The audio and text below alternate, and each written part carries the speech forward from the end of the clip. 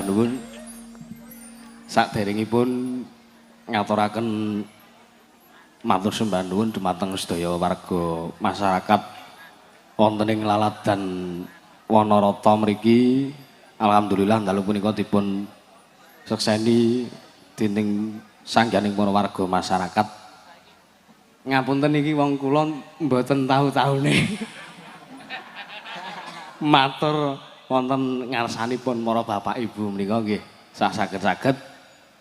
Bismillahirrahmanirrahim. Kanthi menika kula ujupaken kula ikraraken wonten hasil wulu wektu tetanen agung wonten ing dusun Wanarata menika dipun sekseni dening para pinisepuh. Mugi-mugi sageta sah sinampurna anggenipun para warga ing Laladan Wanarata kagungan inggih menika ujug merti dusun utawa bersih dusun. Mugi-mugi sedaya sak pangeripun menika sageta manggih rahayu rahayu rahayu ayom ayom tata titi yang tentrem tinebina saking rubeda cinaketna ming karahayon durga mendak kala sirna mekaten kemawon. Monggo sak mangke gununganipun menika dipun dirayak nggih Pak. Lah nggih. Monggo Bapak Ibu ingkang ngersakaken menika kedah menika wajib kagem raos syukuripun para warga masyarakat menika dadipun jarah raya baratipun ngaten cara kasarane ngaten. Samangke iringane monggo kanca-kanca nderek napa ingkang baken sedaya kaleksanan ngoten.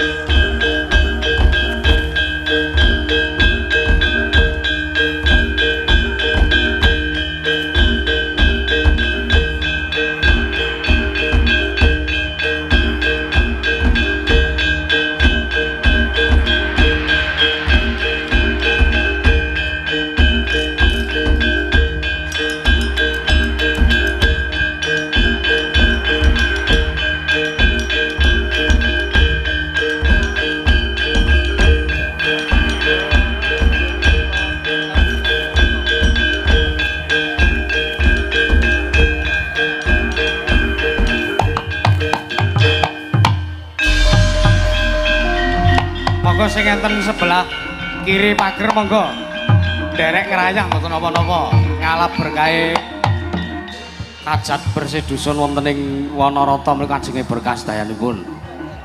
Yoga-yoga nek ajeng ngerayang mboten napa-napa. Ayo. Mboten napa-napa. Nek mengke amplope mboten kula neke.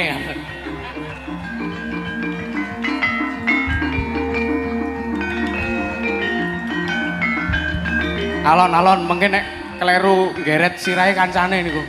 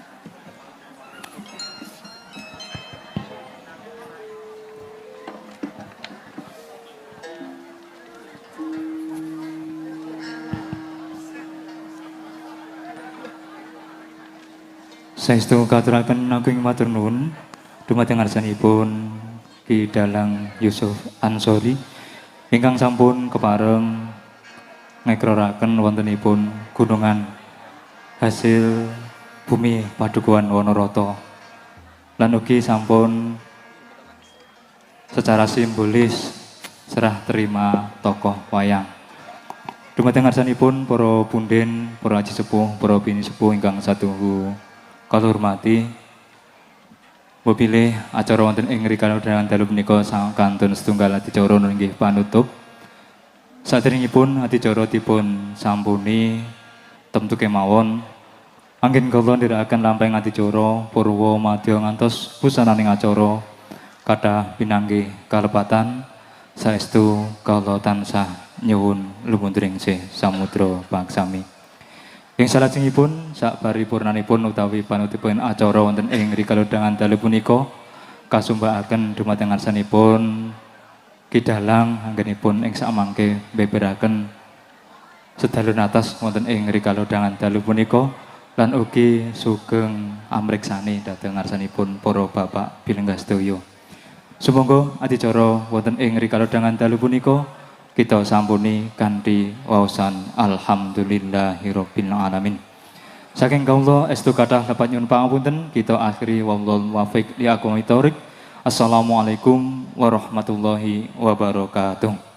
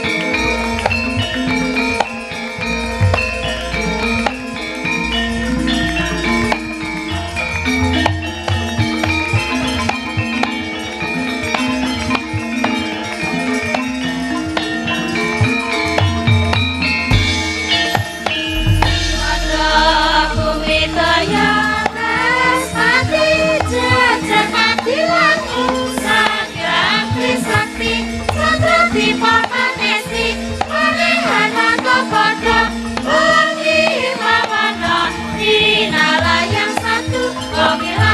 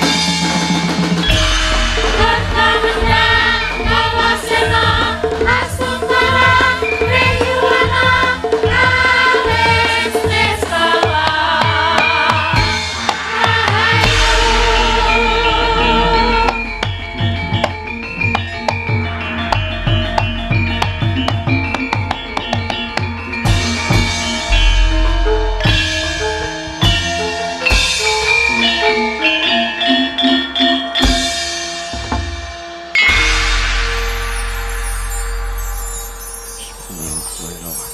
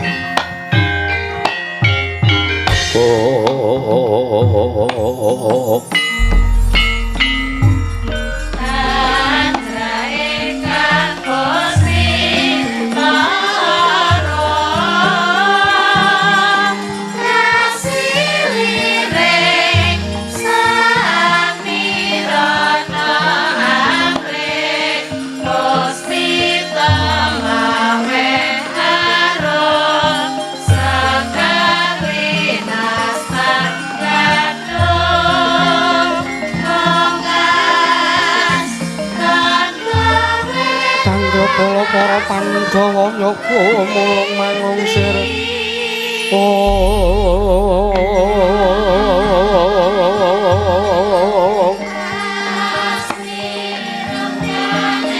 mangungsiring prasata Kurawa kambak ongkes Surakatite Nerot layot sagung praratu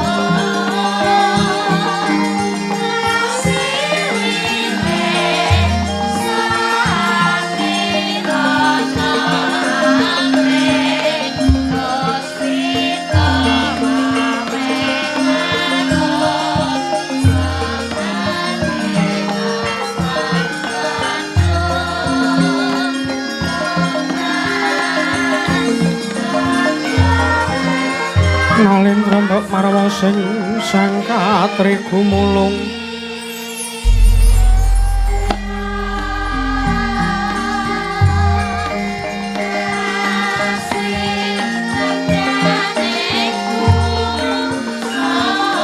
katri gumulung mangroma ing wadya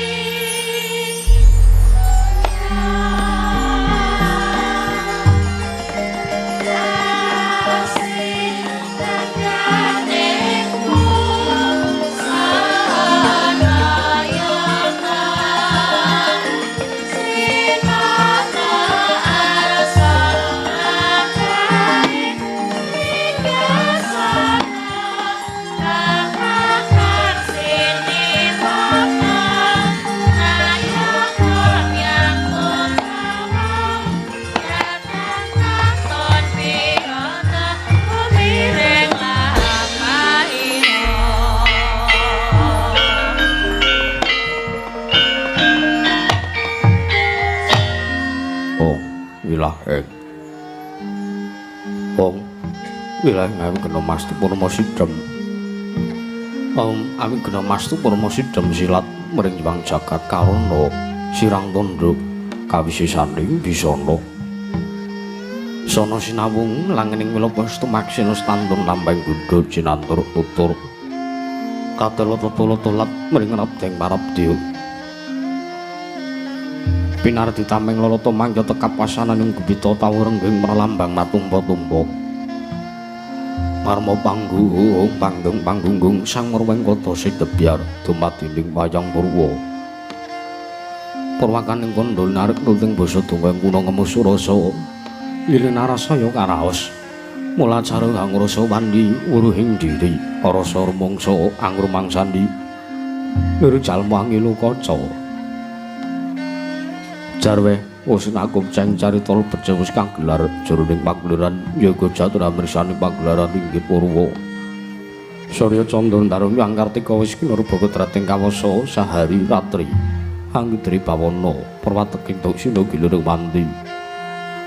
Temadadi petanganing dina sasi warsi windu kang sartabat tetung lantang karta mangkarta ya sinirambun daya jawah pating rembyak dadi padhang kutu-kutu walang atuga burung nurum yang burung tutadya nonton pawicalan padhang tarangan sinari sang Hyang Retna ing ngarsa murbawani jagat mungguing jagat wetan dumunggup-munggup mungguing kalenganmu kerabang merangangak lamun kaeksi ayahan dilat-dilata bumi. Saya tangu sumeru sang Hyang Arka atos blakaran kula bangis pujenar kapur bawan sinari sang Hyang Basanta. Tanem kudu katon ijo royo-royo mangku gunung kang biru moyo-moyo. Poco ing gunung mulan gendanu kasil ring Prabancana lenggut ngantuk kaya gunung Makutha Mega. Tan wetawis tangu suleng kawula tasih. Tilawarsa angupaya buka karep Tegal Sawahi. Angluhur surata medhot sinambi sindenan mikul garulukune anggir ngraja kayane sawenana pirembagan Samurwangi. Sang Hyang Arka tangu saya inggil wis katon melo sinar jagat durung blapapan kidulutan kulon sinar jagat kang sami buyata rebut jurbut kukuwung prandhe tatan wonten ingkang amadhan kukuwung ing praja negari ing Ngamarta ya negari Indraprastha ya negari ing Batana Kawarsa ya sinebat negari ing Cintakapura. Apanjen karo pambunganing kondo sarating pangge krana negari Ngamarta temati saking pulo Banjaran. Sinasa pantaya benawi tinampi ombak samudra binang langkut kang tanpa pakut. Pegating paling kang kapantok uruting Cakrawala. Mane-mane cakring wis sawane krebing jurang corong kinepung gosirung. Kinarya sing peksi lawet miyang sarang burung. Wonten ugi pasisiran tersasana jembar kebekaning pasir gemelaring garis pinggir. Tanem tugang rembiyung royo-royo karanggitri rowe-roweron kulapa bumi subur pasiten mawur. Sadengaten andura tangkar pemangkar kawriyan dadi gunung-gunung bebanjengan angrangsang langit lenggak-lenggok lampahe toya mijil saking sendang-sendang lingdir tandhe. Ilune Binarapara planet nampi wadhuk bendung-bendung kinarya ngiling sawak yang pategalaning Narakisma. Mokal pangoleng tetani bebasan tatanan bumi sanceng kanging sela. Sedaya tinanduran kang merkapi pandya petari slangdal pasabinan yayaruk bisare kang pinangga pratiwi. Pategal kupul jeneng ngembu godhongane ambyek wan nganti kaya manglung-manglunga wit-witane. Polo kang kependhem, polo kang simpara, polo kang gumantung sadotan kuciwa jinawi, tukul kang mawe kesarasaning diri. Inganing raja kaya dewen sansaya ngrembaka, lamun sang aglaring mangunan. Lamun wanci sarep suri samya mulih marang kandangi dewi-dewi. Tatanana carane kandhang nggunancing malang labet tebih saking tindak durjana citi. Samya sayek saka kapti. Akaruring rusa bangsa tuwin negari Indraprastha. Wana uga ngimbangi gunung anggung ningsang lestari rundumurun aratu merasati dadi hurug-huruganing lingkungan. Langkung-langkung lamun tinaliti samun samya samet sang gemban sepentep saking tindak sansaya sinansaya yunata widananing momat sinamatan daya tinajan Sawiji mapan jejiban kang pinuji temamah wujud manunggaling cipta rasa karsa kang satemah babar karya. Pingin binasake negari Ngamarta nalika semana lagi mancik marang jaman Cana panjang punjung pasir pamukula jinawi kemari pakarta tata Raharja.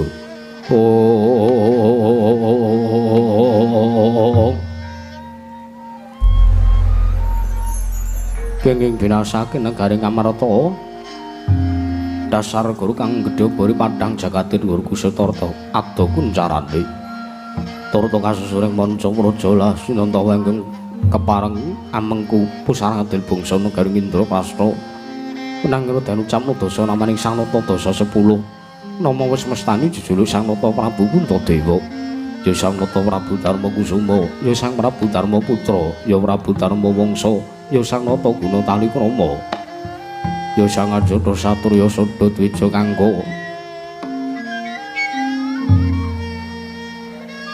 Nalindra papakuning bumenggung anggo anjejekaken kautaman turta kasinungan gelar Nalindra ingkang ludira pethak utawi gedhe putih karana sangga sipate kelasing Sang Nata datan mokal tan montor-montor sipating Bathara Sang Hyang Bathara Darma Ngejawanta binayang bayang sang janik Prahapsara Hapsari kawis tinggal manggu tanggung jaba paloro-loro ingkang samya ngambil upacaring Prabun kang samya sowan yayareping samudring daratan datan kantun biswanipun panenggak pandha tetuwangganing praja negari Ngamarta nenggih saturing jadi patu ing tunggul pawenang kekasih Sang Raden Arya Prakudara ya Raden Bratasena ya Raden Bimasena ya Raden Wijasena ya Kusuma Yuda ya Kusuma Dilaga ya Sang Wayunindya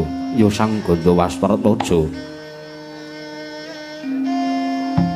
Satru Gagat Wisa Gudhewa Simbarjaja turta kasinungan kasekten luwih bebasan menata mendat Janara Mendra tumbak Bangkong Sinuda Putung pramila datan mokal den dadosaken beteng tinanggulanging praja negari Indraprasta milatatan kanten piswanipun manengah Pandhawa saturing Madukara nenggih Sang Raden Arjuna ya Raden Janaka ya Raden Kuntiwibasa ya Setya Margana ya Sang Pamadi ya Sang Suparta Satra bagus tanpa cacat pengawak Tirta Gaya Teja kasinungan kasekten duwe para miling manggil gandhepan kasrepatan wonten praja negari Cintakapura datan kanton piswanipun Ragil Pandhawa saturing sawijajaripun bumi retau nenggih Sang Raden Nakula marang Raden Sadewa ya Raden Pinten Tangsen nalika semana Sang Tata mular sangganing para kawula ingkang sami gandeng pasisiran jejel riyel arepet-pepet bibit prasasata tepan nggul datan Pasela labet sekathing para sebang Jawa mludak gendira rontek kang umbul-umbul kekiter kang angen danu Jaya monding mangsa labu payung megar mendi jamur barat ing mangsa ndeng tumbang ngarep jatuh ngarep mangsa katuga pandiring mangke den biji seket siji mbaka sawiji sanggaring para lenggam para sowan dumugi Sang Nata miji Praptanirana Tandrawati Anata ing Mandura nenggih Sang Nata Prabu Sri Bathara Kresna Sumawana Sang Nata Prabu Baladewa ingkang ngarsa medharing lisan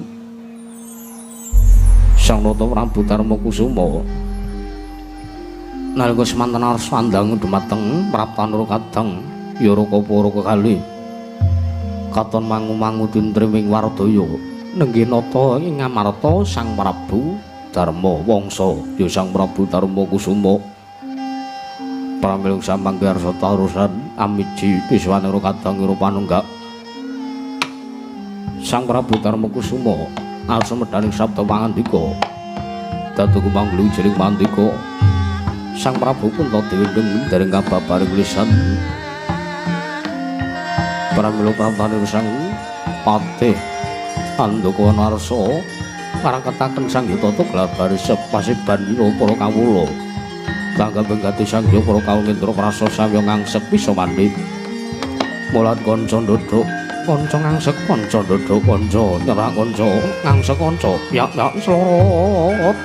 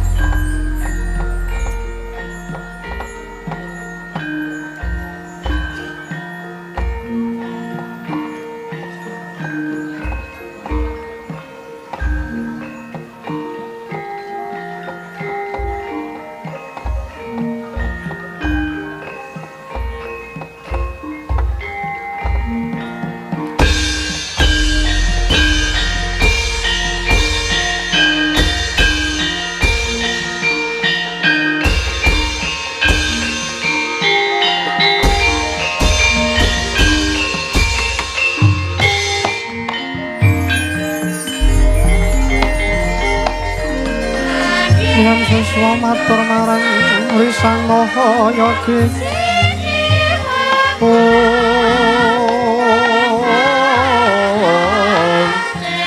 Sarwi Prokabdi parang karasaning Jewang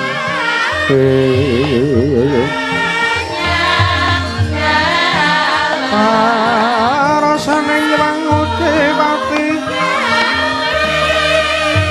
ya saene warna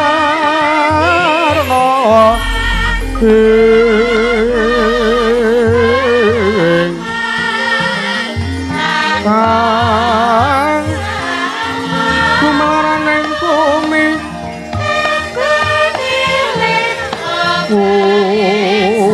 kiwon dadak ana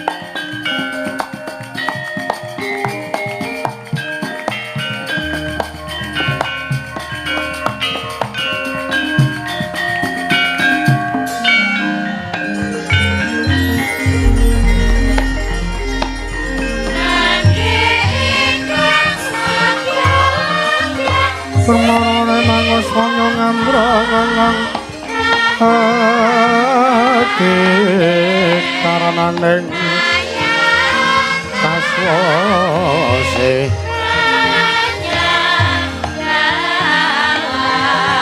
ya nang maraka hamelatku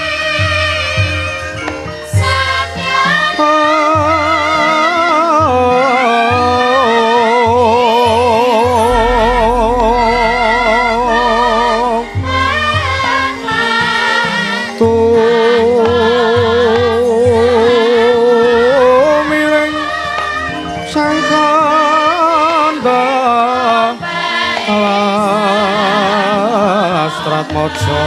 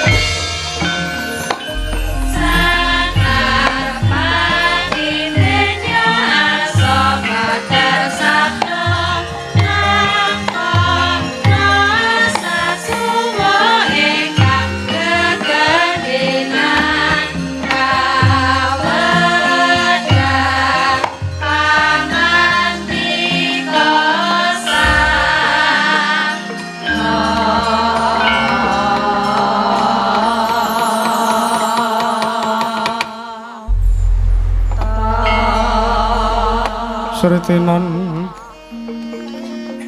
neng pasewakan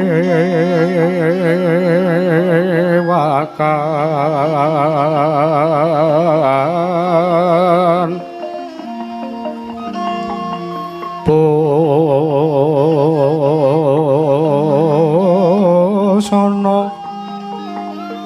maneka warna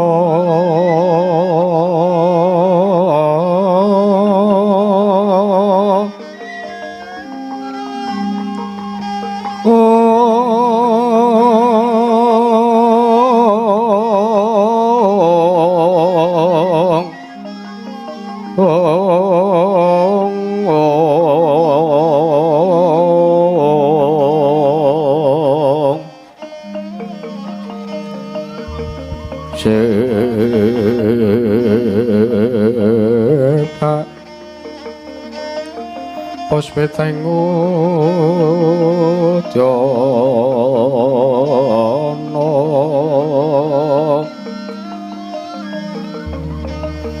yang manjra sarwarukma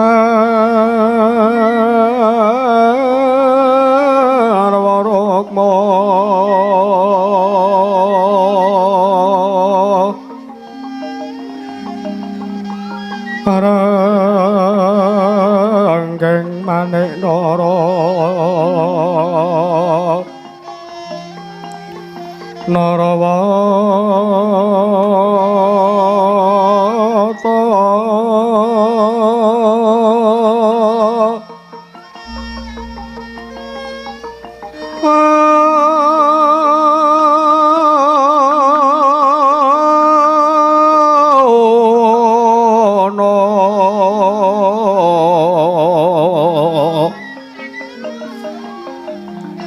Obro prabanya kang sumirat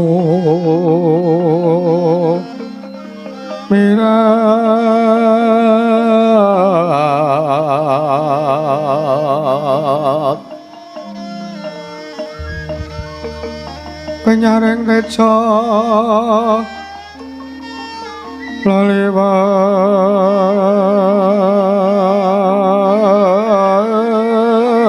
laliwaran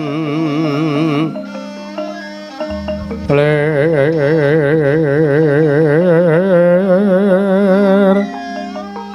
ke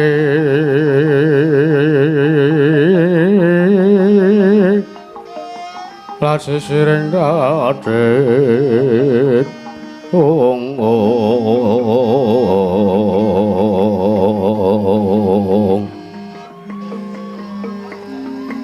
wimbo kekantamre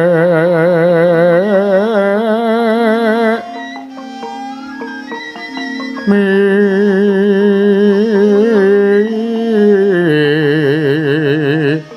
ingeng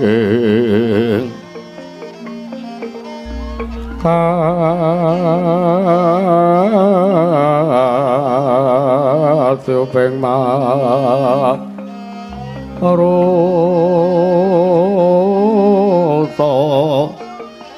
mondo ong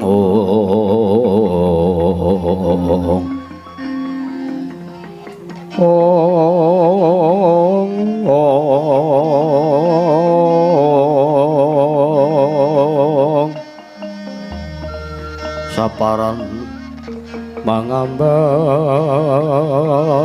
kongas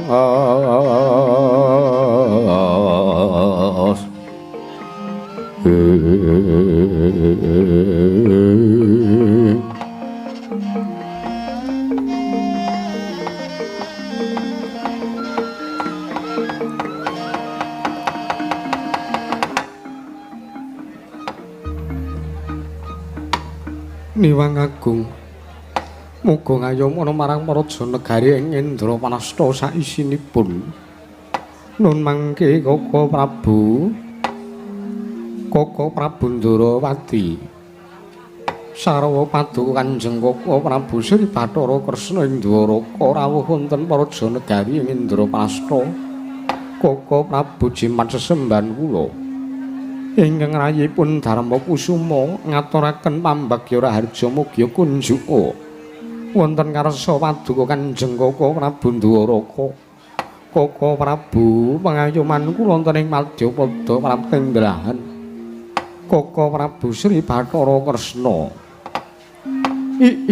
ya jagat pangestu para wayah para jagat Iwang Sukmana madile luwih ana sasmintan ingsun jagat wasisaning Bathara ing bawana langgeng sinunggih datana werat Yayi Prabu Kalwana inggih kepareng paduka miji dumateng praptanipun ingkang raka ing Dwaraka samangke wonten Maraja Negari Indraprasta Yayi kepareng raharja wilujeng pisuwanipun ingkang raka Ndarawati pambagya raharja sampun ingkang raka tampi akarya bombong das manahipun ingkang raka ing Dwaraka mboten langkung pudya pangestawanipun ingkang raka Ndarawati mugi kula aturi nampi wonten ngarsa paduka Yayi Prabu Darma Kusuma Yayaji Koko Prabu inggih kula pun diakarya Cundaka Panglingga Murda mawana kabagyaning gesangipun ingkang rayipun Darma Putra Koko Prabu mboten langkung kasekit anggen paduka lenggah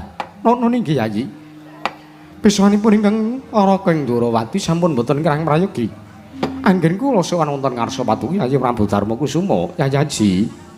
Menapa dene Kaka Prabu Baladewa, Kaka Prabu ing Mandura, sarawuh Paduka ingkang rayipun Puntadewa ngaturaken asung masegan panakrami mugi kunjung wonten ngarsa Paduka Kanjeng Kaka Prabu Baladewa.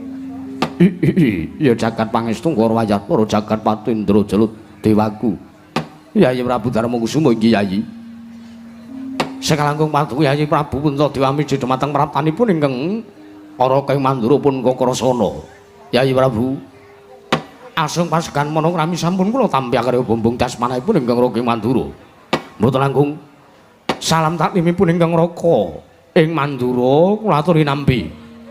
Kunjuk wonten ngarsa Paduka Yayi Prabu Yudhistira, Yayi Prabu Darma Kusuma, Kaka Prabu Kasinggiyan. Sampun kula tampi karya bombong dasmanipun ingkang rayipun Puntadewa, Kaka Prabu. Mboten langkung kasekecak nanggen Paduka lenggah. Yayi Prabu sampun mboten kirang prayogi Yayi. Wah.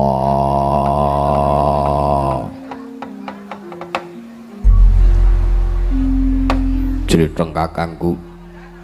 Sarawe jreteng kakangku ning Praja Negara Ngamarta. Werkudara ngaturake basaku katura. Kadangipun Kakang Dimas Werkudara. Ya Di, siadi ngaturake basa ngersaning pun Kakang. Ora liwat pangestunipun Kakang Indrawati wae tampanana Werkudara. Yo, tak gegem dadake jimat. Ora liwat prayogan nggo ngadhep ana ngersane barep kakangku Puntadewa. Kresna kakangku.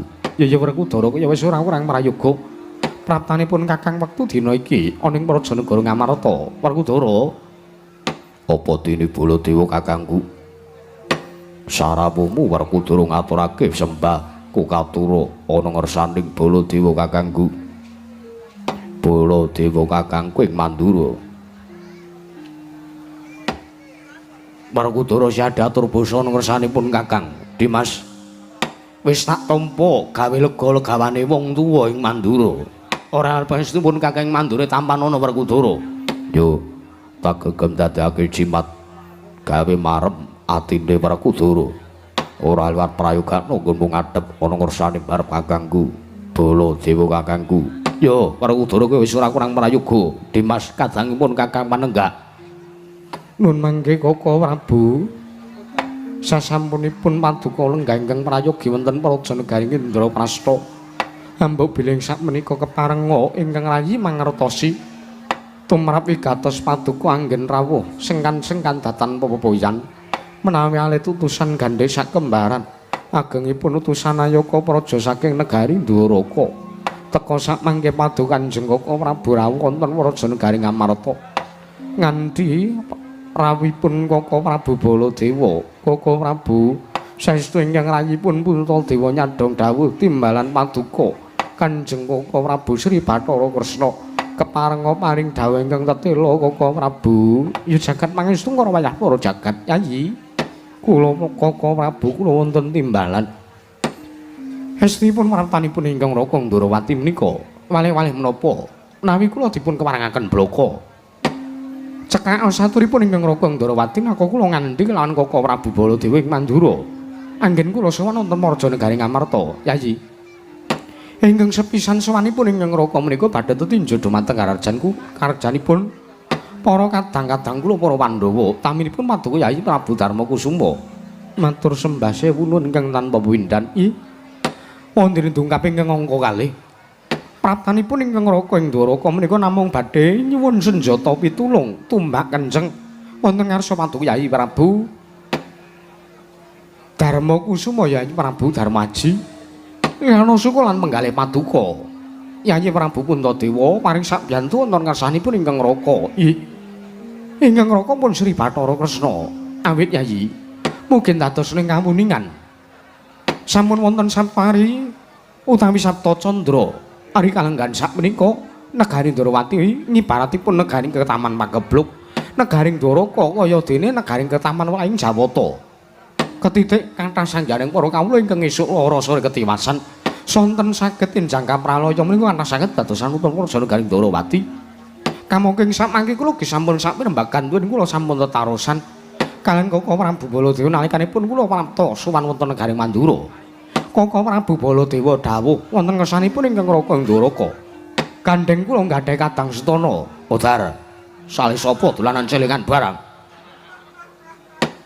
Anggur kon vokal ming lirih. Rumangsane mangan gedhe-gedheke. Koko Prabu mriku kenging napa? Ora apa-apa. Aku mung gagas nekula kae kok. Rumasaku kok saya rene sendriya. Lho, kajengipun to menang gagas liyane. Terusno Kresna. Iya. Negari Ndorowati ing Taman Pagebluk dawuhipun Koko Prabu Baladewa, kula kedas wonten ngarsa mantu Yayi Prabu Darmakusuma. Ingkang wigati kula badhe nyuwun ngampil wujudipun pustaka Jamus Hyang Jimat Kalimasada sakmangke kula aturi masrahaken wonten ngersanipun ingkang Raka Ndoraka. Badhe kula damel tumbal wadaling Praja Negaring Ndorowati ing Taman Pagebluk Yayi. Yayi. Leres ingkang dados aturipun Yayi Prabu Ndorowati. Leres ingkang dados aturipun Yayi Prabu Sri Bathara Kresna. Bilih samangke sampun wonten Sabta Candra rekanggan sakmenika. Negaring Ndorowati ke Taman Pagebluk. Nalika semanten Yayi Prabu Sri Bathara Kresna matur wontenipun ingkang Raka ing Mandura. Bilih sampun boten kirang-kirang anggenipun ngumati syarat Sarana. Kinari ngrawakaken Brahmana winasih 1000 segata yang para nimbuna kinari nambahan ganing praja. Wondene datan wonten setunggal kemawon ingkang saged damel weling praja Negaring Ndorowati. Pramila gandeng ingkang Raka ing Mandura menika ngrasa bilih para Pandhawa menika kagungan wujudipun pusaka ingkang sakmangke dados dayanipun para Pandhawa. Dados dayanipun sangjaning para kalonten praja Negaring Indraprasta.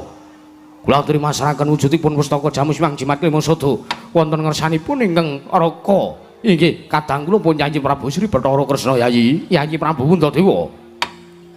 Anjreng kang puspita rum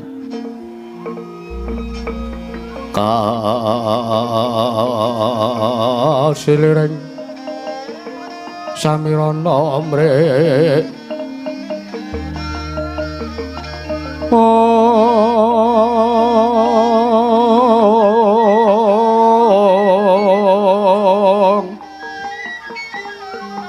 Sekar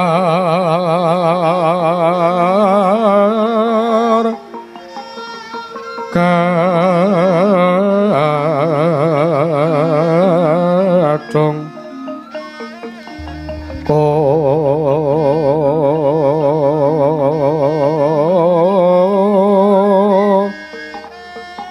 ngas kandhanya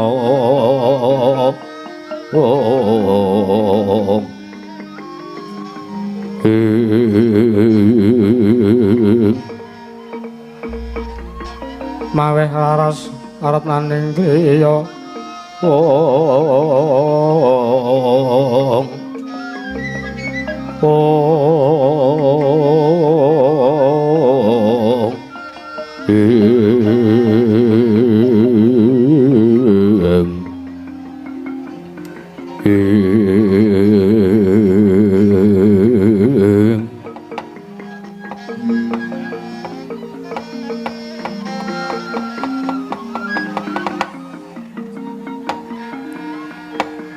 ya jagat pangestu ngkara wayah para jagat nuwun mangke Koko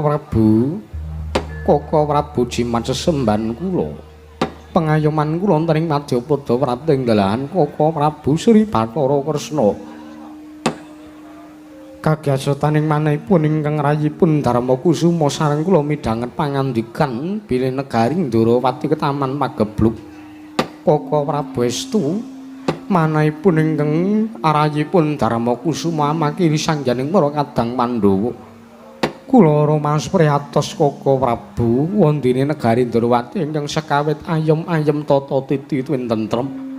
Teka wekdal sakmangke Taman Pagebluk Mayanggara. Koko Prabu ngaturaken manuwun Yayi inggih. Tumuli lajeng babagan anggenipun ingkang rayi badhe masrahaken wujudipun mustaka Jamus Hyang Jimat Kalimasada Koko Prabu. Kula menika ngrumaosi gandeng ingkang kagungan ingkang andharepe wujuding pustaka menika boten namung ingkang rayipun Darmakusuma piyambak nanging pustaka Jamus Hyang Jimat Kalimasada menika gadhanipun sangyaning para kadang-kadang paduka pun para Pandhawa pramila menawi jengandika ngeparengaken ingkang rayi badhe tetarosan dumateng para kadang-kadang Pandhawa Koko Prabu. Menika langkung mrayogi Yayi. Jernyatanipun pustaka Jamus Myang Jimat Kalimasada menika mboten namung paduka Yayi Prabu Darmakusuma piyambak ingkang andarbei mboten namung paduka Yayi Prabu Puntadewa ingkang ngregem nyepeng wujuding pusaka menika. Awit pustaka Jamus Myang Jimat Kalimasada menika ugi dados dayanipun sangyaning para kawula wonten Praja Negari ing Amarta. Kenang iki muling lakon abangijening pernatan sae lan awonipun kawonten Praja Negari Indraprasta menika gumantung wonten menapa mbotenipun wujudipun pustaka Jamus Myang Jimat Kalimasada pramila prayoganipun paduka Yayi Prabu Darmakusuma tetarosan wonten ngarsanipun para kadang-kadang kula para Pandhawa Yayi. Inggih. Werkudara barep kakangku apa? Mungguh siadi njodhi pati kepiye yen to pustaka Jamus Myang Jimat Kalimasada ndak pasrahake ana ngersaning Koko Prabu Sri Bathara Kresna. Werkudara monggo Werkudara apik-apik wae. Wajar nyatane kowe kudu mangerteni kalungguhane jeneng kakangku ning Praja Negara Ngamarta kuwi apa? Dheweke iki pinangka tetuwaganing praja ning Praja Negara Indraprasta sarta ingkang dadi pujangganing para Pandhawa. Yen ana perkara apa-apa mesti taren sartane jaluk tulung ngersani jletheng kakangku Ndrawati. Yen to Pandhawa duwe kerepotan mesti ngrepoti ngrusuhi karo kaludhangane jletheng kakangku Ndrawaka. Saiki wahyaning mangsa kala jletheng kakangku duwe gawe sartane njaluk bantune para Pandhawa butuh karo Pandhawa. Wah, gelem ora gelem kowe kudu ngewangi sartane kudu mbok pasrahke wujuding pustaka Jamus Myang Jimat Kalimasada barep kakangku. Ya Werkudara, yen mangkono siadi sarujuk. Aku mathuk ora bakal owel yen wujuding pustaka Jamus Myang Jimat Kalimasada dipasrahke nang ngersane jletheng kakangku. Arjuna, kula wonten timbalan Koko Prabu. Mungguh siadi yen to wujuding pustaka diaturake nang ngersaning Koko Prabu Sri Bathara Kresna kepiye? Kula mboten ateges badhe reba-reba pisang kalam menapa ingkang dipun ngendikaken Kakang Mas Njodipati. Jernyatanipun kula menika tinemu panengah. Tartentu kula namung sumedya nderek dawuh paduka Kanjeng Koko Prabu. Jernyatanipun kula ngurmasi wonten mriki menika kula namung nunut ngiyup kamukten wonten Praja Negari Indraprasta Koko Prabu. Kula sarujuk tun boten badhe awel menawi pustaka dipun masrahaken wonten ngersanipun Koko Prabu Ndrawati. Iya. Nah kula kepiye mungguh siadi Koko Prabu. Nengkang rayeng sawo jajar menika mboten badhe nggadhahi atur menapa-menapa. Jernyatanipun kula menika tinemu ragil kula kantun ndereke mawon. Mangkono siadi masrahake wujuding pustaka kula pasrahaken sumangga borong wonten ngarsanipun Koko Prabu Sri Bathara Kresna. Ndak kira ingkang duwe panemu ya mung Yayi Sadewa. Tangsen kepiye mungguhmu Dimas yen to pustaka Jamus Myang Jimat Kalimasada dipasrahake ana ngersaning Koko Prabu Ndrawati. Mangkono miyen Koko Prabu kepiye? Menapa kula dipun parangaken majeng anggen kula sowan kula badhe matur munjuk atur wonten ngarsa paduka Kanjeng Koko Prabu Puntadewa. Iya Dimas, mbumira tawun ndak keparangake Sadewa. Nalendra mbek marwa sing sang katriga mulung mangrompak ing wadya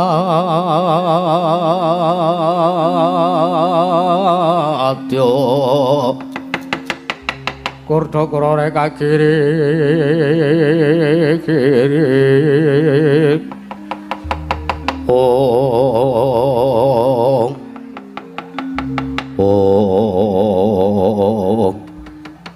mangke Koko Prabu Ndrawati paripaksa kula mengkaraken paduka. Ya Yayi Sadewa ora dadi ngopo? Yayi Sadewa arep duwe panemu apa? Mangke riyen Koko Prabu. Menawi pangintenipun ingkang arayipun Waragil. Menawi sak mangke Kakang Mas Bratasena, Kakang Mas Arjuna lan Kakang Mas Nakula badhe masraken wujudipun pustaka. Gandeng panemunipun saben-saben tiyang menika benten-benten nggih sumangga kemawon nanging menawi tumrapipun ingkang rayipun Sadewa lho menika. Tumrapipun ingkang rayi Mbumira Tawu kula mboten sarujuk, kula mboten mathuk. Menawi wujudipun pustaka Jamus Hyang Jimat Kalimasada dipun masrahaken wonten kersanipun Kaka Prabu Sri Bathara Kresna. Ora mathuk sababe apa Dimas? Cobi to mangke riyin. Pustaka Jamus Hyang Jimat Kalimasada menika dados dayanipun para Pandhawa. Mboten namung dayanipun para Pandhawa nanging wujuding pustaka menika dados dayanipun kawula sak praja Negaring Amarta. Wonten ing Karang Maradisan ugi wonten ing kutha Goro menika sami ngeyop kamukten wonten ngarsa paduka Kanjeng Kaka Prabu Puntadewa Srana ginakaken dayanipun wujuding pustaka Jamus Hyang Jimat Kalimasada menika ingkang sepisan. Lajeng ingkang angka kalih gandeng daya dayanipun para Pandhawa cagak tuwakipun para Pandhawa yang para kawula Negaring Indraprastha menika wonten dumunung wonten ing dayanipun pustaka. Menika menawi samangke Pandhawa koncatan wujudipun pustaka Jamus Hyang Jimat Kalimasada tiyang ingkang boten remen kaliyan pun para Pandhawa. Tiyang ingkang kepengin bedah blengket Negaring Amarta tartemtu angel mijet wae nganti suwe banyu sinarik. Awit Negaring Amarta kekuwungipun loncat saking madaning bumi Negaring Indraprastha. Menika ingkang angka kalih. Lajeng ingkang angka 3 Kaka Prabu kula aturi emut lan waspada. Jaman sak menika kathah tiyang ingkang saged mancala putra mancali putri memba dumateng sinten-sinten wujudipun.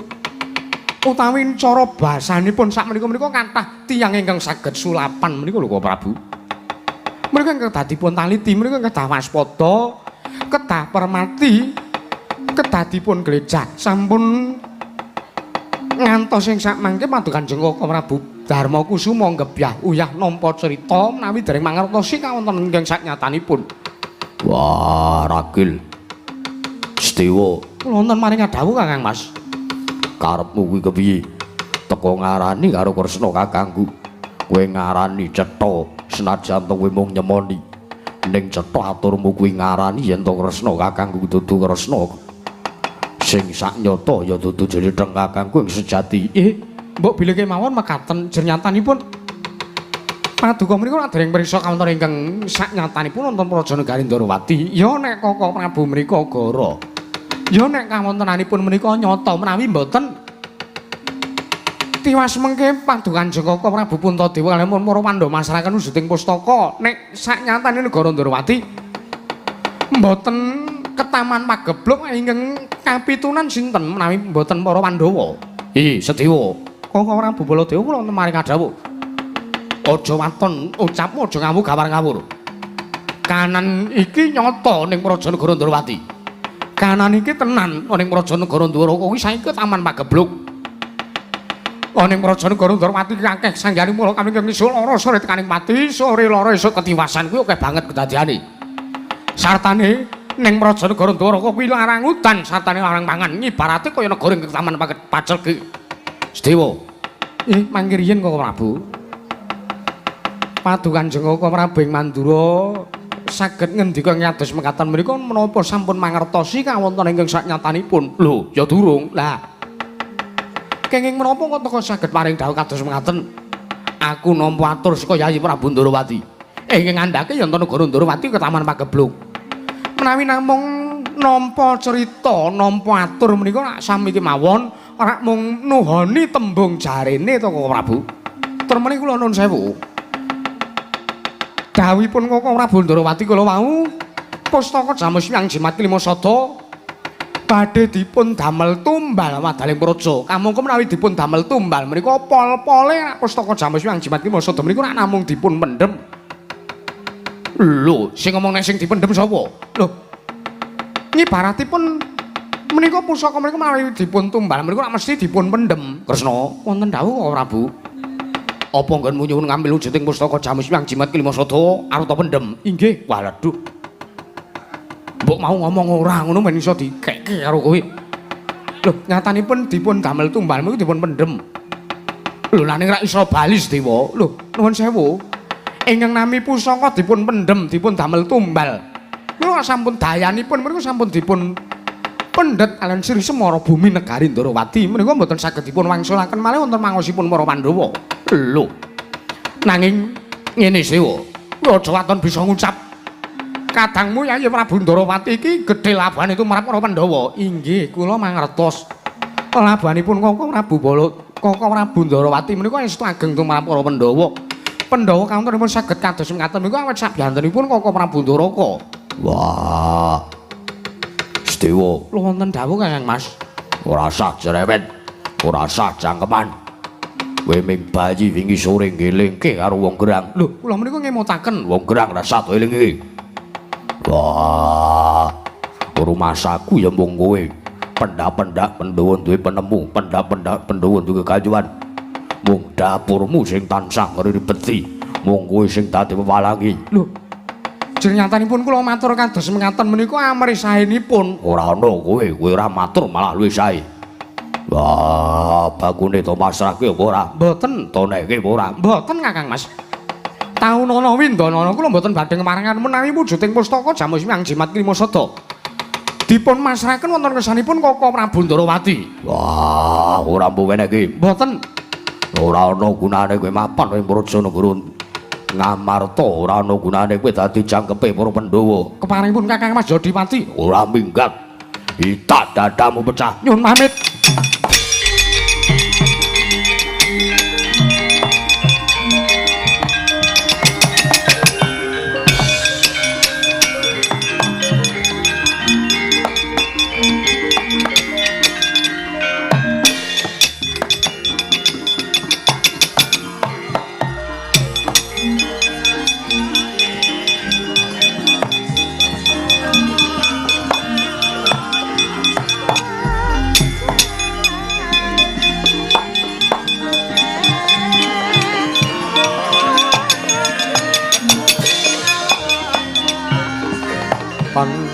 Pamoring sukma sinukmaya sinukmaya winaya ing asape sinimpen talanging kalbu pambukaning marana tarlen saking lep layaping aluyup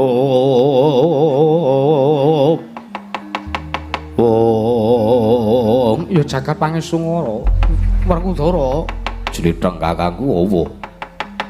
si adik iki mbok nek duwe atur ki mbok ya taren sikik kira-kira arep nundung ki tarono sikik arepun Kakang mesake Sedewa to rak dadi kaya ngono kanane Sedewa ki pendak-pendak ora sarujuk karo panemumu kira-kira Sedewa ora sarujuk karo panemune Pandhawa liyane kok langsung terus banjur mbok tundung kaya mangkono mesake lho Werkudara kuwi ora mesake apa piye kae mau muni kaya ngono mau kae mau le mikir nganti judeg lho si Sedewa mau wong ora tau-taune matur ning ngarepe wong akeh.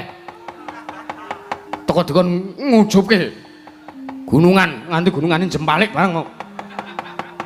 Untung ora kleru lek ngujubke sawalan kae mau. Sedewa kae mau. Wah. Ora reget kuwi wajibe diresiki. Negara Ngamarta ketunggon Sedewa malah kaya ketunggon sampah. Lho. Ora kena kaya mengkono lho Werkudara. Nadan kok piye wae. Ora kena dirembug kanthi serana gontokan. Baladewa, Piye? saiki perkarane dudu perkarane Pandhawa karo Sedewa. Perkarane Werkudara karo Baladewa. Lho, kowe nantang pun Kakang. Nantang. Lho, ya. Nek ngono kowe, po aku sing metu njaba. Kok Prabu sampun, kok Prabu sare, kok Prabu sare. Lho. Werkudara malah nantang karo aku kok sare. Sare napa mboten? Kula napa jenengan sing sare? Aku wae Kresna. Nggih. Perkawis kados mekaten niku sampun ngantos dipun damel gontokan. Mengke tiwas gontokan kendel-kendelan adu-adu sing balung luting kulit nek le jawab salah sinten sing kewirangan? Cobi sinten sing kewirangan? Aku. Lah nggih sampun mendelke mawon. Ayo. Wis aku tak meneng wae aku. Inggih. Koko Prabu kawontenan mriku kados pundi?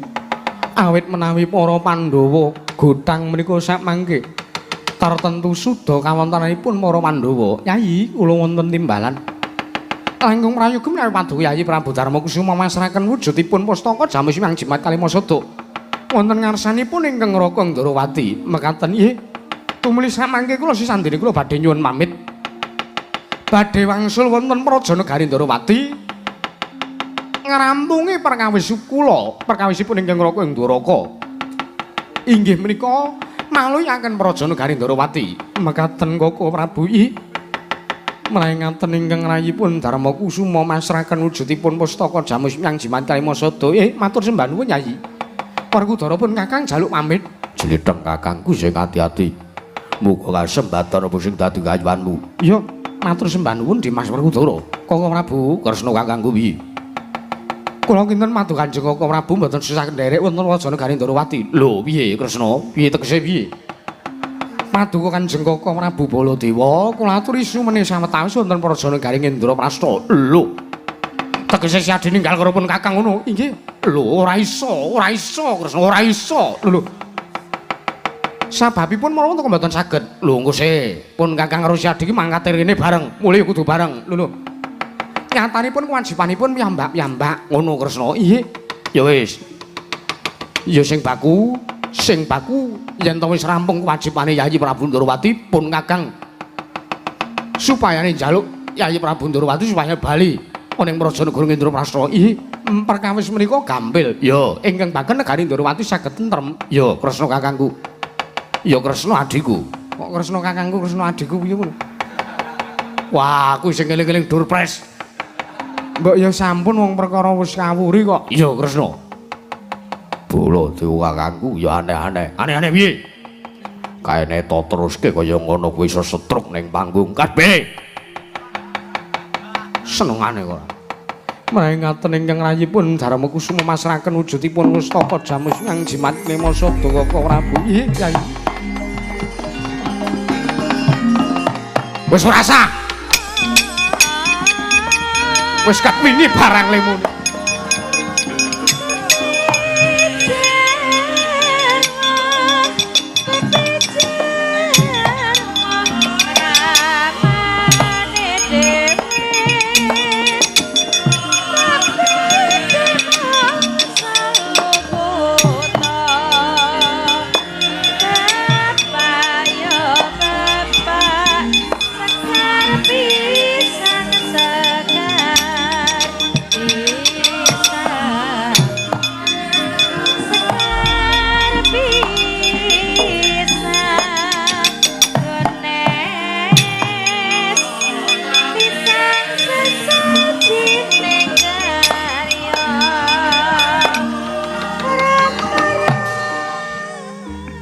Mangkarnata Ndarawati Sang Prabu Sri Bathara Kresna sampun diwujuding pustaka Jamus Myang Jimat Kalimasada. Nalika semanten den tolat den sawang dening Rata ing Amarta Sang Prabu Puntadewa saya ado ngantos ical kadhepaken saking Pandulu. Dumadakan Sang Prabu Puntadewa mireng midhanget gegeripun Sang Hyang para kawula bilih wonten kawula ingkang sowan tanasan jayu namung utusan saking Karang Kadempel. Anenggih Sang Panakawan Mitra kaliyan Panakawan Bagong wonten minggah madhaing dalem praja akara kaget Sang Hyang para Pandhawa.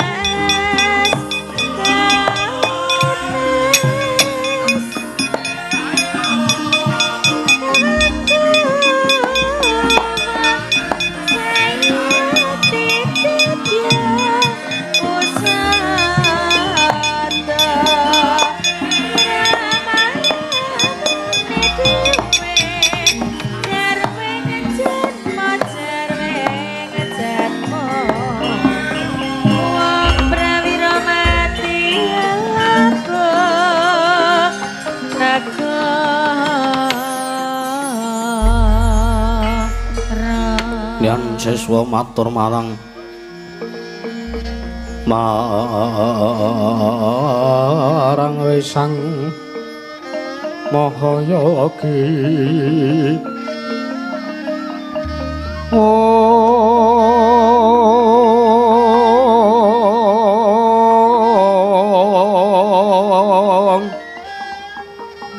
sarwe prakate paran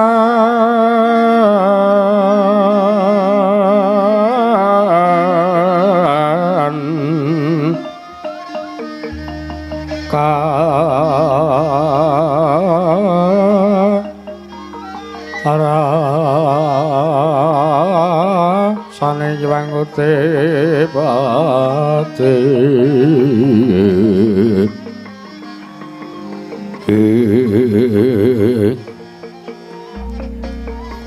Yogya sarining warana kanggo melaraning bumi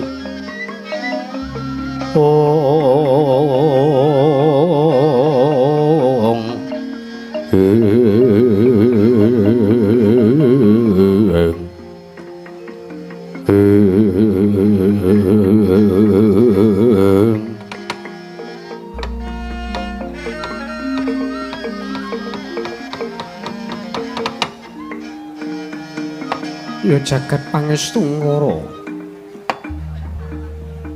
durung purna nggon ningsun nguntapake kelawan tindake Kaka Prabu Sri Bathara Kresna iki kaya sawane Panakawan ora pangling Petruk kan rong bolong lan Panakawan Bagong Petruk padha kanthi slamet sawane rana praja negara Indraprastha Petruk pangestunipun sinuwun Prabu Puntadewa kula ngaturaken munamit pasang Kalimantabe dina bina nglodhuni dumaweng tawang towang linepat ning Dolak Manu sinuwun kepareng paduka misi dumateng pisanipun ing ngabdi ing Karang Tumaritis pun Petruk kan rong bolong wilujeng sowan kula bekti kula kunjuk sinuwun ya iya Petruk kan rong bolong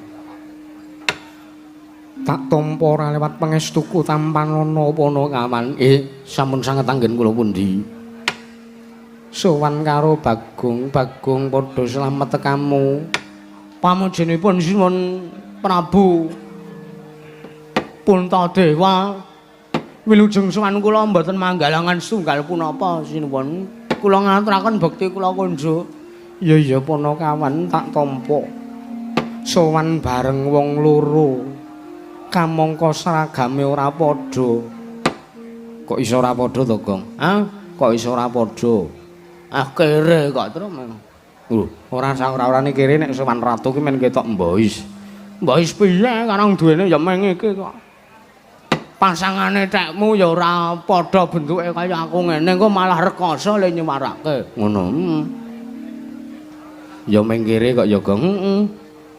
Ora apa-apa sing penting sowan mrene. Heeh. Sok gek tesa seragam dhewe sing padha aku ning wujudane kaya kowe. Heeh. Meng kere kok. Ha iya. Ning beda Ding Truk. Ngapa? Kere iki nek nang gone dhewe seragame padha. Ning gawanane kresek. Lho lha ngapa? Ana pancitan ki urung kabar dimplok karo sing nom-nom wis disak kabeh karo sing tuwa-tuwa. Oh, kuwi nek kere. Iya ya. Pirang-pirang bengi iki kerene akeh banget ya. Gumun aku. Lah iya. Ora apa-apa ngono kuwi jeneng jaman kemajuan. Kemajuan apa ngono kuwi kemunduran kok malah ora. Oh, Lah nek kemajuan ki piye? Nek kemajuan ki nggawa bagor ora mung nggawa kresek. Oh. Masaya nemen nek kuwi. Lah iya, kuwi kemajuan. Kresek ki wis kuna. Werkuda arep mbagekke apa ora? Rasa. Lho sebabe suwen selawengi. Nggih niki wong rencana kula limbukan jam 10. Malah jam 10 nembe gedha kotak. Yo prayogane wis ngono wae. Nggih sampun mboten kerang prayogi. Sampun mboten kerang sekeca. Petruk ana wigati apa sowan tanpa tinimbalan mengkirin sinuwun. Sajak kaya kesusu nggone sampean ngontonaken pasewakan turun nuwun sewu. Gong. Mes padake ora kowe. Ngapa? Ndara Pandhawa kok ora genep. Ora genep ki mbok digawene grasia kono. Nek ora genep. Kok gone grasia no. Ah jare ora genep cacahe iki lho, Gong. Walah. Heeh. Kok meng papat iki? Lah iya. Kan dadi Ndara Sedewa dadi dhuwur banget. Dadi bagus banget Udu. Ah sapa kae? Kae Ndara Janaka. Walah. Lungguh nang lenggah nang mburine Ndara Nekula. Sepulna Ndara Etek ayam. Etek kok Ndara padake ra. Ya ahli semprot-semprot. Ah iya. Ora apa-apa penting kalal kok. Penting kalal ora apa-apa nganggo keluarga kok. Direwangi panas, direwangi entekke banyu pirang-pirang liter. Ditinggal minggat bojone kok. Iya. Wis ora apa-apa jenenge lelakon. Lelakon golek neh gampang. Wong bagus ora kurang-kurang wong wedok. Ah iya. Ah iya ta, Kang. Ana wigati apa Petruk? Mangke riyen saderenge kula jawab ingkang dadi aturipun Petruk, langkung rumiyin kula nyuwun mriksa. Kuwi arep takon apa Petruk? Niki Pandhawa kok godhang cacahipun namung sekawan niku pripun? Kuwi dudu wigatimu sartane kuwi dudu urusanmu, uga dudu perkaramu Petruk. Oh nggih pun, mboten napa-napa. Kula niki wong rumangsani wong kula niki nggih ming wong loro sak udon telu sak urupan.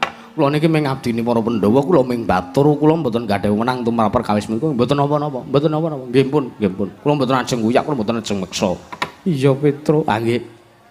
Lajeng menawi pandukan dangu bab praptanipun Petruk Androng Bolong kalian Bagong ten Prasanegari Ngamarta menika saestu sinipun. Bot-bote kula sowan saking Karang Kadempel dumugi negari Ngamarta mriki. Sowan kula niku mboten saking pikanjenganipun Petruk piyambak nanging sowan kula dipun utus kalian Bapak Nayantaka. Kula dipun dhawuhi kalian Bapak Semar Badranaya supados sak mangke Petruk kalian Bagong saha nonton Prasanegari Ngamarta. Kowe diutus bapakmu Kakang Semar Badranaya sowan Prajanegara Ngamarta wigatine apa Petruk? Wigatine sing ngaten.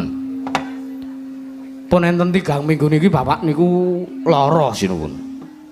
Bapak niku gerah. Bapak niku kaya wong ngengleng, bapak niku intine kaya wong bingung, bapak kaya wong wis kaya wong penyakiten niku.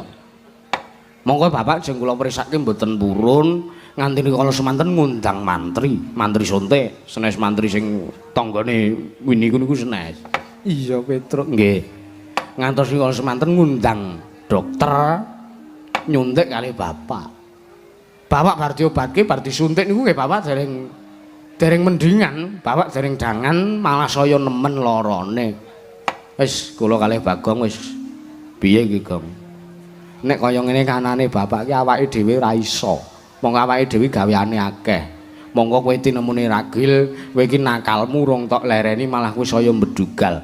Monggo lumrahe anak ragil kuwi nek wong tuane iki wis tuwa, nek bapakne utawa ibune iki wis tuwa, sing ning omah kuwi wajibe anak ragil ngomong karo wong tuane. Lewangsulan Bagong ora. Openan-openanku akeh. Nek kowe iso ngopo dadak ngongkon aku, nek wong liya iso ngopo kudu aku. Ngoten niku mangsulane Bagong.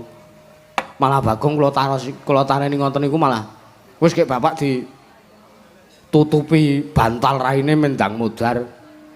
Terus adem warisan. Ngoten niku mangsulane Bagong.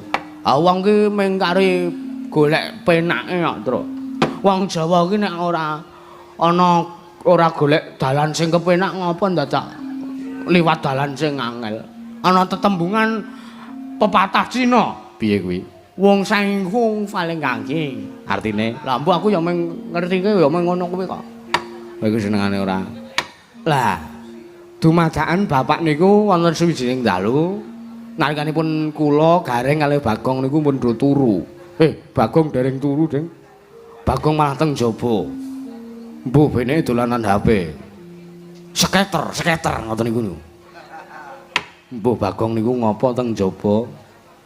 Lah dumadakan bapak niku watuk. Lah Bagong sing isih urip ndasmu kuwi melek, isih melek.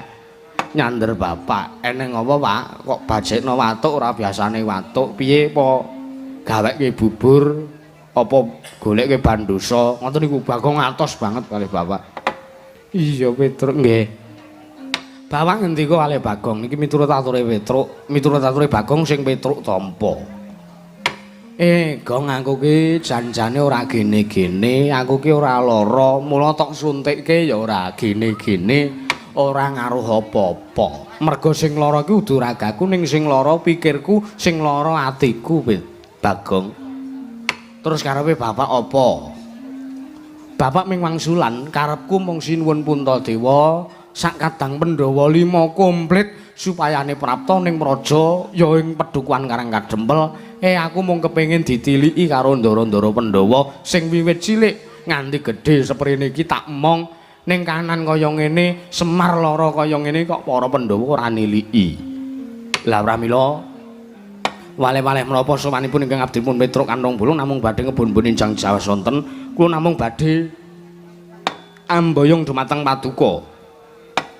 Pripun carane Nadanto Petruk ngertos nek Pandhawa sak menika gotang namung kantun sekawan cacahipun, saged mboten saged, isa mboten isa, kersa mboten kersa, sinuwun Puntadewa sadang Pandhawa gangsal mbah piye carane gandeng sing nyuwun niku bapak niku sing ngomong kalian para Pandhawa sakmangke supados para Pandhawa rawuh wonten Pedukuhan Karang Kadempel sinuwun.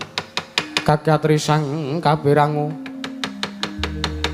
Rinangkul kinempet kamedha sang ratnaning bawana.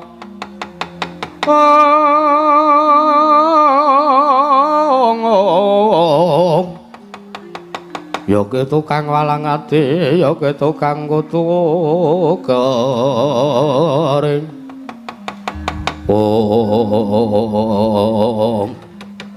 Petruk Kantong Bolong wonten dawuh.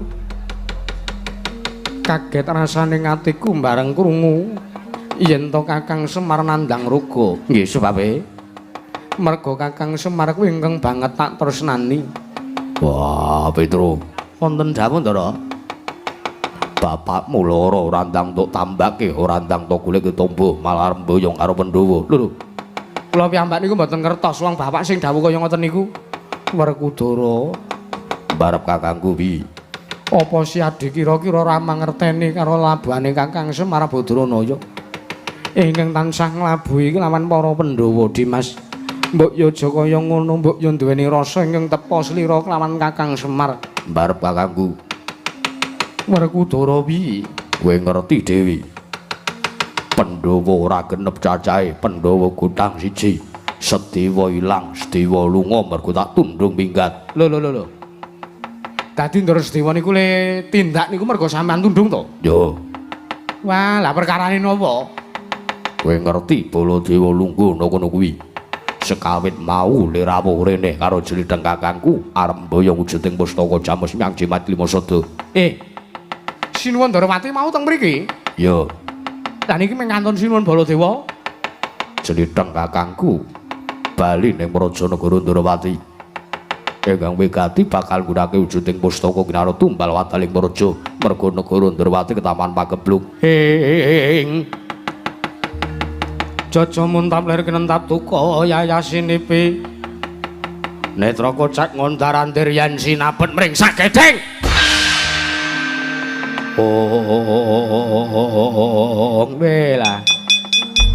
Wela ora pati nduga mono. Petruk arep ngopo? Mboten kula mboten dewi gati kali sampean kok. Kowe arep ngopo? Kowe nyawang aku mendelik kaya ngono matamu. Mengke riyen Mas. Kula niku mboten nyenggara macan sampean lho. Amin nggih sinuwun. Iya Petruk ora dadi ngopo. Wong kula niku mboten aruh-aruh kali sampean, kula ming noleh sampean kok. Padha karo kowe nguwaske nata Mandura Prabu Baladakandhi kaya ngono kuwi padha karo kowe nantang karo aku. Mengke riyen sing nantang sampean niku sinten coba tak takon. Wong kula teng mriki ming nemeti kali suluk.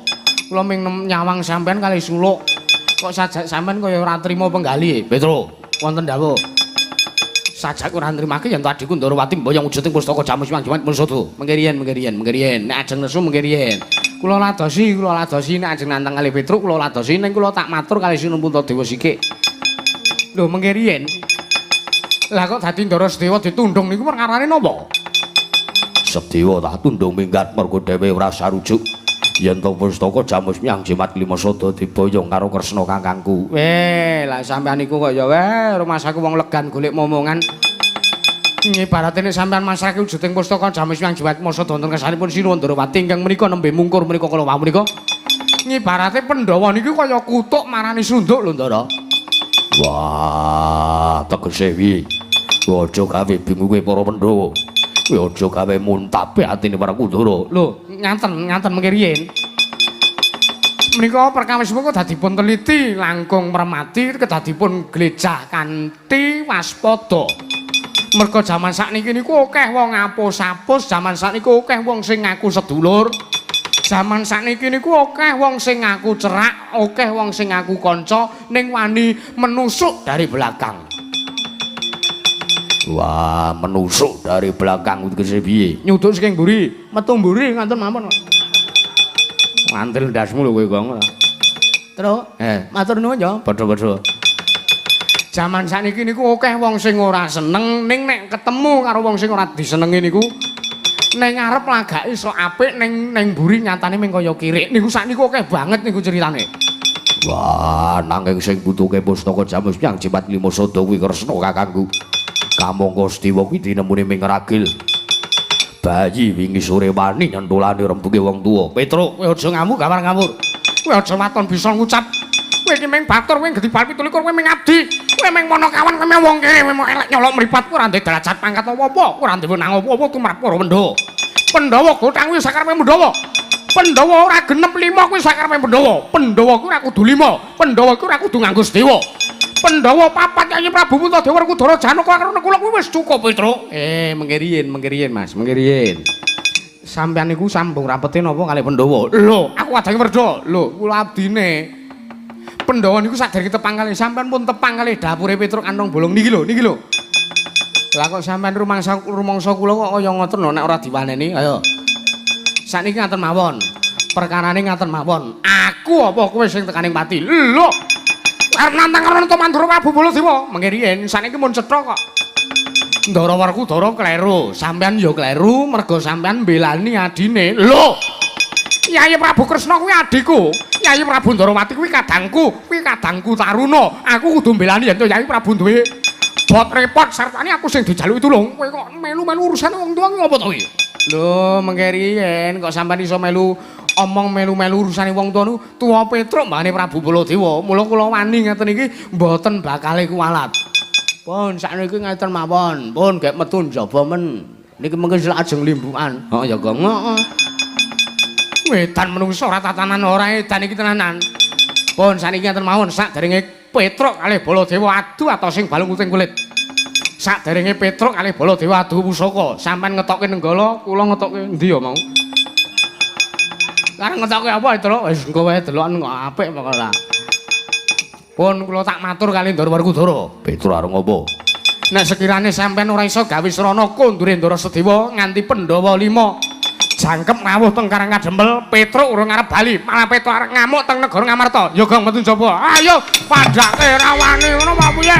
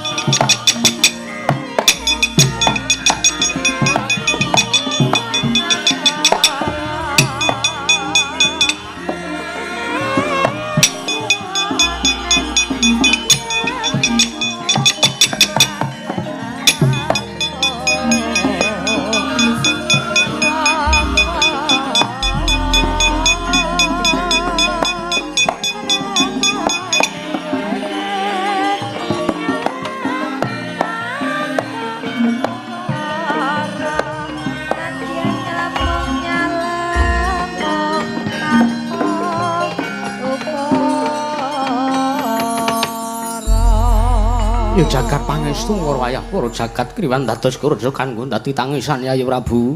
Koko Prabu kasinggihan mekaten. Nggih. Namung kula suwun supados anggen paduka damel pancakara antawisipun paduka lan pun Panakawan supados samangke sageta pun tentremaken Koko Prabu awit nedhang cundhel manahipun ingkang rayipun Darma Kusuma. Yayi kula mangertos. Ingkang raka ing mandur ingkang samangke badhe dawuh kan para lancur-lancur pendha supados kunduraken kan pun para kawan.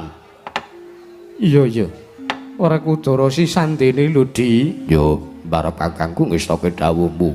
Malah kula ingkang raka ing mandur nyuwun pamit badhe dawuh kan lancur-lancur pandha, Yayi. Ing atos-atos sampun kados ari-alit Arjuna kula wonten maring dawuh gandeng kaya wis para jejiban pasewakan bubarna kang padha seba ingsun kundur medhaton nun ngestaken dawuh nyuwun pamit madal wasilan nganti gending sesanti muga rahayu lakune para Pandhawa Arjuna. Ayo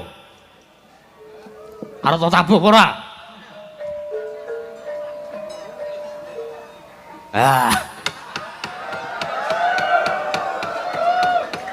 Mirang-mirangke Koko Prabu. Men ngene iki sengaja aku iki. Yo. Menika dereng wungu.